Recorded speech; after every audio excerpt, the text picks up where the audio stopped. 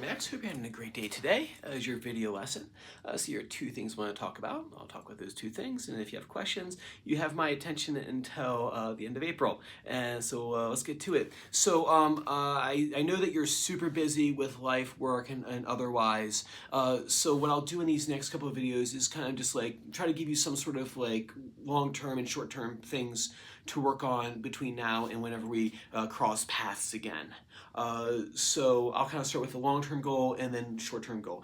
As far as long-term goal, what I would focus on if you want to make the most gains with the least amount of time is I would learn all 5 cage chord shapes and then all 5, the 5 pentatonic boxes. Armed with that information, you actually cover a fair amount of ground, and that would plant the seeds for when you're ready for that next big push in terms of your playing abilities. Now, that is, the sentence I just said is huge. I have students who've been with me for years, and I'm not talking like from beginner, I'm talking like they've played guitar before. They've been with me for years, and they haven't fully realized all the potential of caged, or even memorized all 5. They might just stick with 3 of them, right? They might just do those like 3 cage shapes they really like, and then don't even bother with the rest of them, and they're happy there. Just looking at a package in my house. Like 10 notifications at the same time. So as far as long-term, let caged be a long-term goal. Don't try to rush the process. Don't try to go, oh, I have my Saturday's all clear for whatever reason. I'm gonna try to learn our 5 cage shapes. Don't fall into that habit, or don't fall into that pitfall, right? I might, if I were in your shoes and I go, hey, I have a whole Saturday like to myself and it was gonna bother me for a while, I would really just go, okay, I'm just gonna spend the whole day just getting really good with E form and like picking like a song that's just a strumming song, and just like all the different ways to play. But now talking about that, now we're in short-term goal. In the short-term goal would be going, okay, here's a song, Cortez the Killer, right? So like my go-to for like introducing this idea.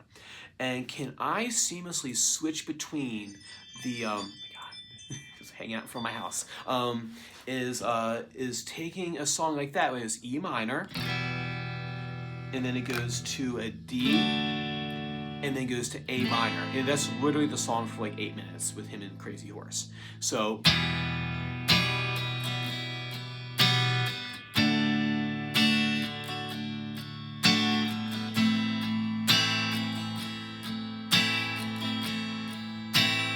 right, and then can I take that song, and the E minor and the A minor are kind of like my safety points. They're going to allow me to breathe for a second, while in the D chord, I'm not working on flashcard knowledge. I'm working on procedural knowledge of like, as the more you practice switching between cage chords, the more you start getting like a mental shorthand of how only you and you alone will understand how you organize information on the fretboard. I can give you my shorthands, how I did it, but I found over the years of doing this is that students will kind of come up with their own like little like, oh, this is the way I remember how this chord is because it links this way, right? So say, for example, like some of my students find that D chord, there is very close to this C form right here. So they use that as kind of like oh, I know D there. I know that's a G. Oh, if I just, that's the D. They do like, you start getting things like that. So I can't like do a la like, Neo from the Matrix and like plug you in and go, okay, here, I'm gonna upload all this information into your brain. You literally have to program your brain to do this. And you have to program these little shorthands into your head, how you think of these things, right? And really, so what you would do is go, okay, E minor, and then, okay, this round today, I'm gonna get really good at switching to my E form without dropping the ball.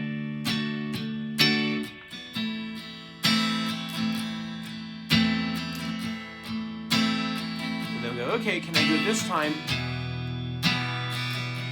with A form?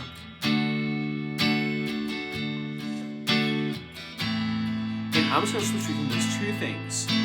So every time I get to the D chord, I'm going to do A form, or I'm going to do E form. I'm going to switch between those 2. So like here, that time, and then next time through. Right? And then every time I'm switching which D chord I'm doing, if that gets easy for you, go, okay, that's getting easy. I've been practicing flashcard knowledge-wise with my cage chord like this. Now I'm going to throw that in the mix. So every other time, I'm going to do this chord, and then this is my safety. But really, that's what you have to do. You have to like just like on these songs, because if the song is if you're playing with other people, you really won't have time to think about these things. You won't have time to do the math.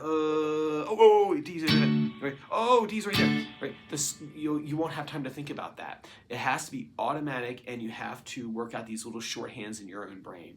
So that's what I would focus on first, is just taking a very simple 3-chord song and keep 2 same, and then that one in the middle, I would change out which cage chord I used.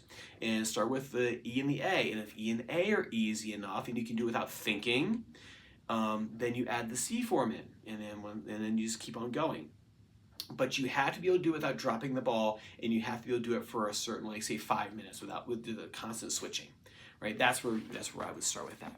Awesome, man. So work on that, and I'll continue on with other short-term and long-term goals that you can do for next time.